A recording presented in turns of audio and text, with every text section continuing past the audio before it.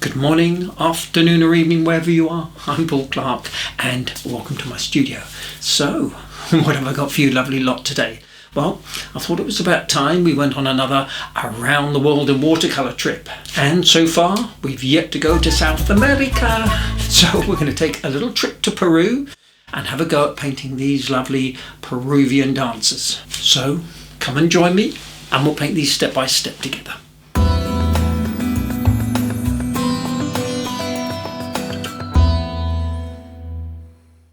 So here is the wonderful photo reference, and I'd like to say a big thank you to Bob for sending me this. It's a photo from a trip that he took with his son to see Machu Picchu in Peru.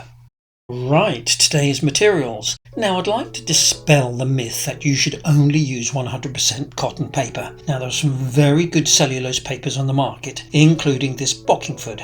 Excellent quality and reasonably priced. And I'm not even sponsored. And my colours today, I'm using some quinacridone rose, but any bright pink will do, such as opera rose or even some magenta. Then I'm using some dioxazine purple, some cadmium yellow, yellow ochre, cobalt blue, sap green, Payne's grey, and just a little touch of burnt sienna and burnt umber. And two brushes from my range, and number 12 and number 6 round. Now, when tackling a fairly complicated subject like these dancers, I feel it's important to understand the form and proportions of the figures. Now, I'm not naturally a figure drawing person, so I found it invaluable to do a few rough pencil sketches first, just to help me feel the flow and movement of our dancers. And trust me, I had several goes, with a few ending up in the bin of shame. So after several attempts, here is the finished line drawing, and if you need the drawing template, it's free to download as ever from my website, link in the description below. Off we go, and I'm looking for a really soft, almost semi-abstract background, so I'm starting by wetting with clean water just this top area.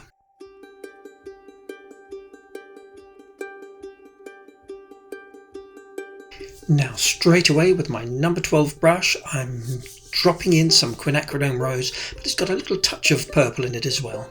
And of course a little bit of splatting because I love the random way the paint goes. Now this is all to create the loose impression of the plant, which I call Aston Villa, but I'm sure that's not right. It's Bougainvillea, is that it? Anyway, next I'm dropping in some shadows here, and this time I'm flipping it around the other way, so this is mostly purple with the touch of the quinacridone rose.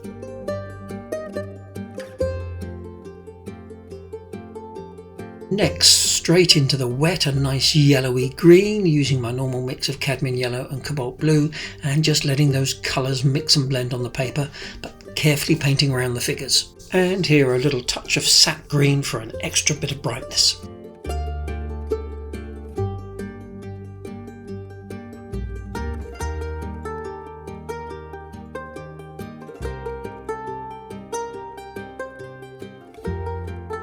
So I'm looking to do this painting in a semi-vignette style, so I'm leaving a lot of the paper unpainted. And I'm really not trying to follow the background of the photo reference. But what is nice is to try and match the colour of the background to the colour of her dress. Sorry about my head getting in the way. The local barber is booked for next Tuesday. And I'm now using my number 6 brush and just dropping in colours still into the wet. Now, although I'm going to be fairly defined when it comes to painting the dancers, I want this background to be very loose and impressionistic, so I'm really letting the paint do its own thing, not trying to control it, just let it paint itself. And having this blurry background will also help to draw attention to the figures. Now, you can see here a similar approach to this wild rose I painted recently. I'll link above if you haven't seen it.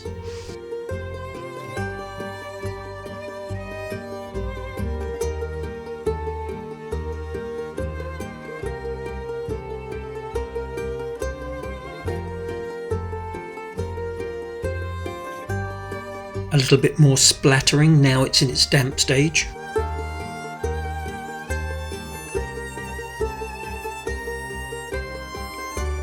Now, before it dries, I'm sprinkling in very sparingly just a few granules of table salt don't overdo it, you definitely don't want big clumps of it.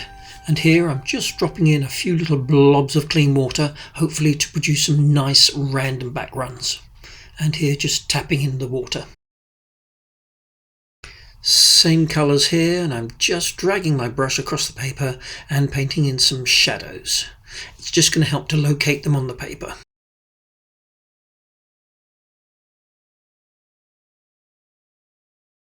And here with the wooden end of my brush, I've just used a pencil sharpener. I'm just scoring in and scratching into the paper some grass effect details. And here just a little bit of directional splatting.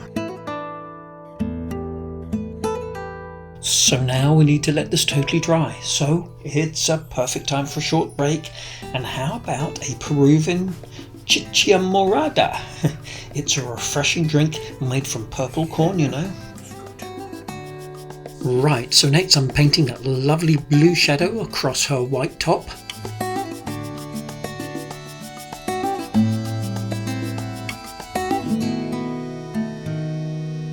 And dropping in just a little touch of the quinacridone rose.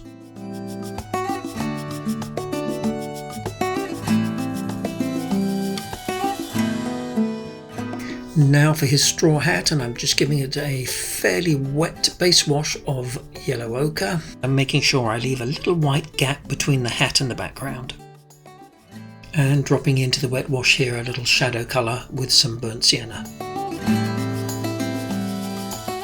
Lifting out here a little highlight with a damp brush.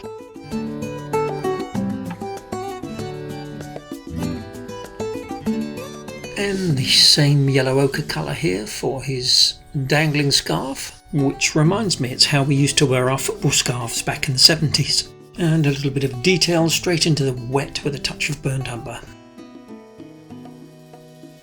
Number 6 brush again, and a few more shadow details using some cobalt blue. And for this flesh colour I'm using a fairly light wash of yellow ochre and alizarin crimson.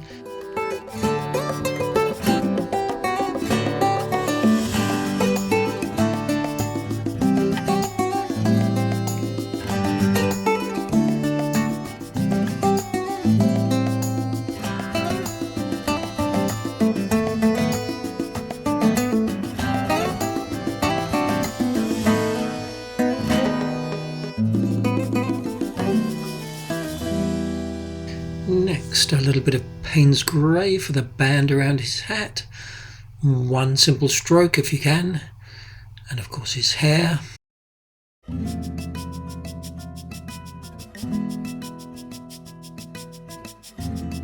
And I'm just taking a tissue here to lift out the highlight on the top of his head.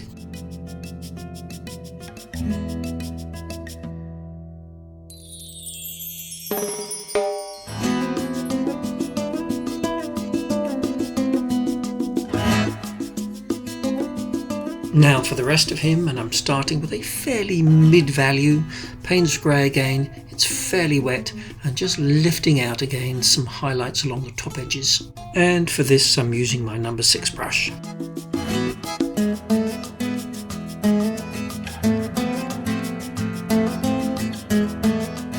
While this is still damp, I'm just putting in a stronger value to get some shadows.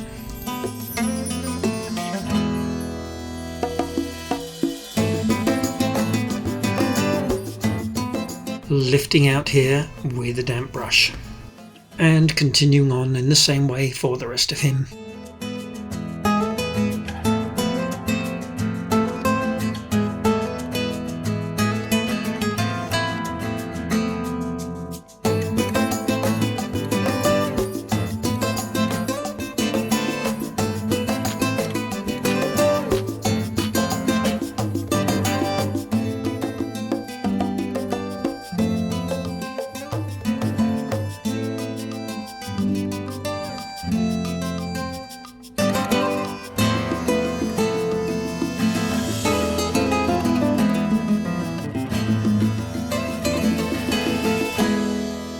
Next I'm letting it totally dry, then I'm coming back in with a second layer of Payne's grey to start putting in some shadow details.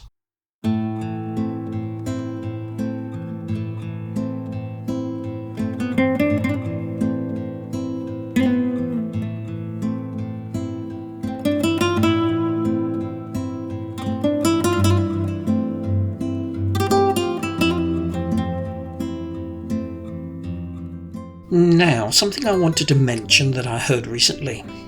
Now, when I was at school, we were taught that Christopher Columbus discovered South America in 1498. But if you think about it, that's a little bit arrogant, because in reality, he didn't discover it at all. It was already there. People had been living there for centuries.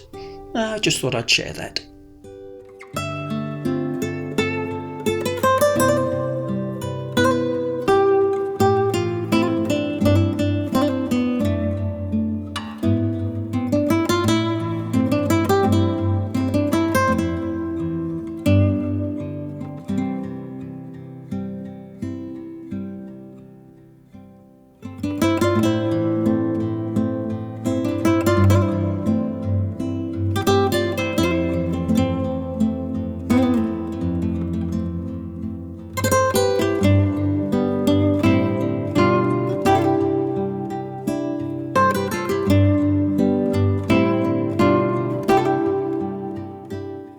Okay, so now for that beautiful dress, and I'm using a roughly 50-50 mixture of the quinacridone rose and the purple.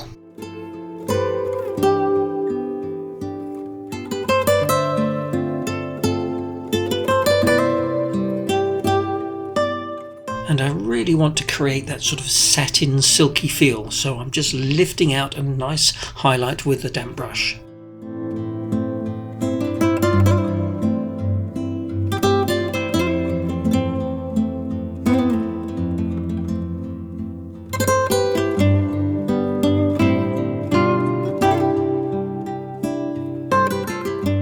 Now, this is the same 50-50 mix, but I've added in a good amount of Payne's Grey to really darken it, and it's going in while the original wash is still very wet.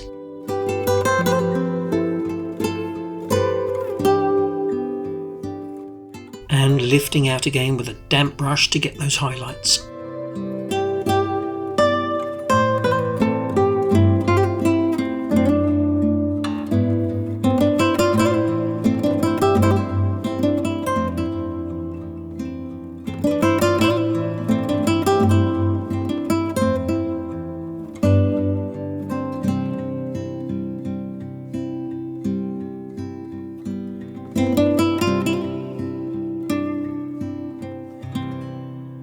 And here I've really darkened the colour by adding in a lot more Payne's Grey. And I've also reverted to my smaller number 6 brush.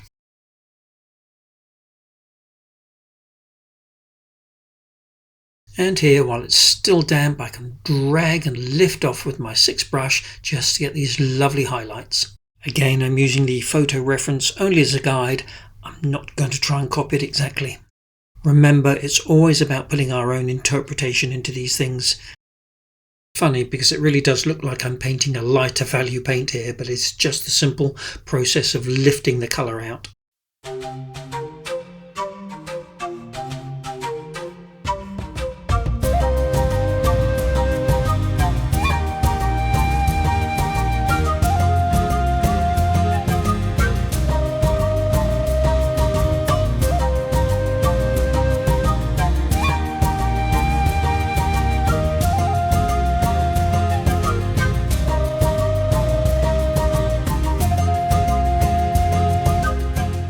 And for this really dark fold in her dress, I'm using 100% Payne's Grey.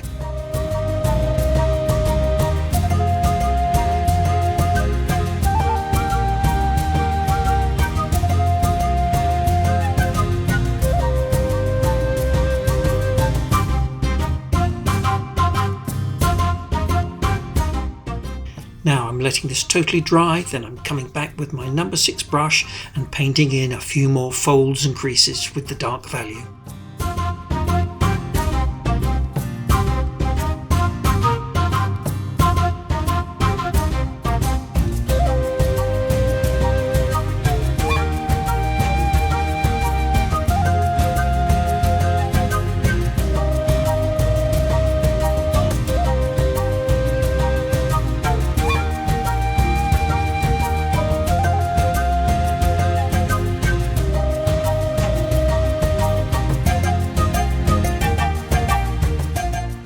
Now she's definitely got some sort of textured pattern on her dress, so I'm just dabbing in these few little strokes.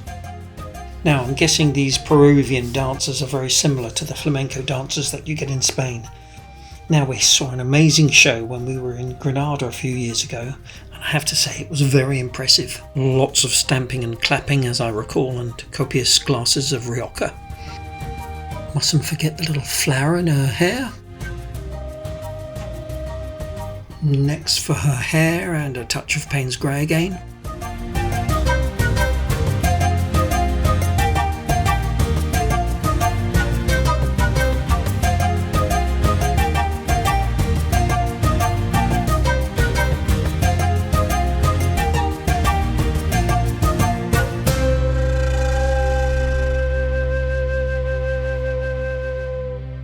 Letting it dry again, and now it's time for a touch of mixed media, and I'm using my white pastel pencil, just putting in a few more little highlights. Beautiful thing about these pencils, you can blur the edges just with your finger.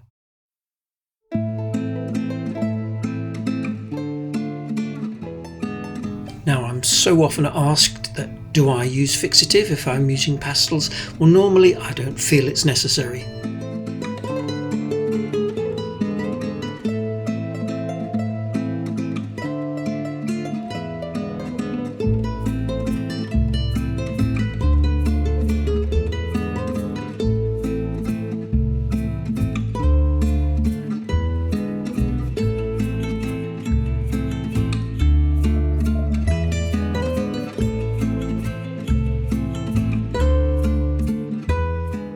I think it's about time I got a new white pastel pencil. This one's getting pretty short. For those of you who've bought one of my brush sets, you'll know that you get one of these pencils included.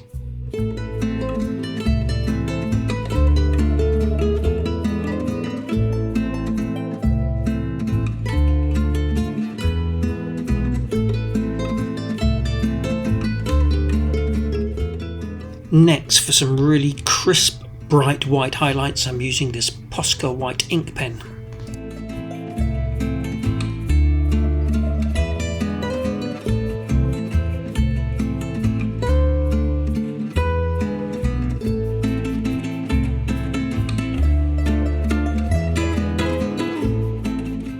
And here a beigey coloured pastel pencil for these little loose thready bits on the end of his scarf, and a little bit of detail on his hat.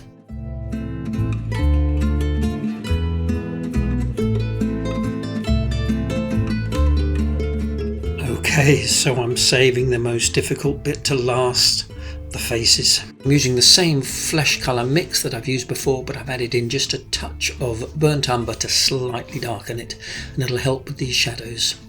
Oh, and a little bit here for her earring. Now, apologies for not filming some of the shadow details on his face. My big head got in the way because I came in too close, but you can see I've really tried to keep it simple. It's fairly difficult when you're working on facial details this small. Just one brush stroke in the wrong place and he doesn't look human. And as I said previously, a haircut is booked for next week.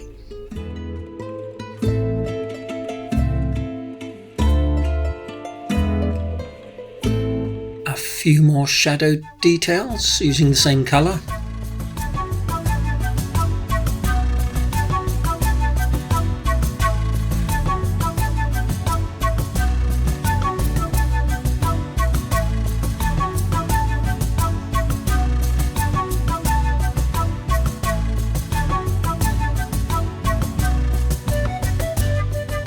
Don't sneeze, don't even breathe when you're doing these details.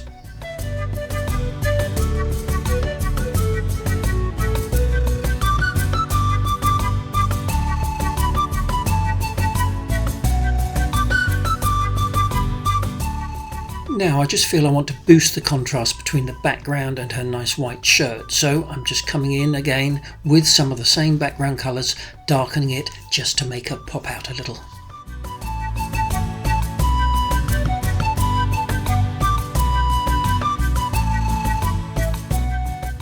Now I'm thinking that the dancers look a bit cut out and that they don't really belong to the background, so I'm taking a damp tissue and softening and blending some of the hard edges. Now this will also help to give the impression of some movement.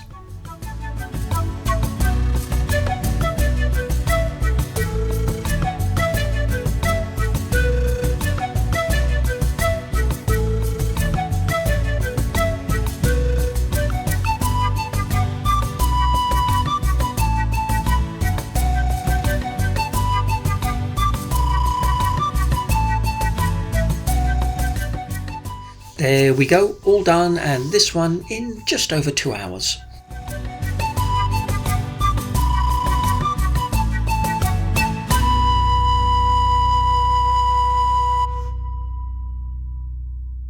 Well, I hope you enjoyed that as much as I did, and you'll give it a go. Remember, as I always say, make it your own. You can paint in a different colour background. You can make a skirt, a dress, a different colour if you like. Just have fun, and remember, don't put pressure on yourself to paint a masterpiece every time. Just always try and enjoy the experience. And as always, please don't forget to like, subscribe if you haven't already, it is free. Leave a comment, I do read every single one. Obviously I can't always reply to them all. And of course, I look forward to seeing you all again next week for another Watercolour Wednesday. Take care everyone, bye for now.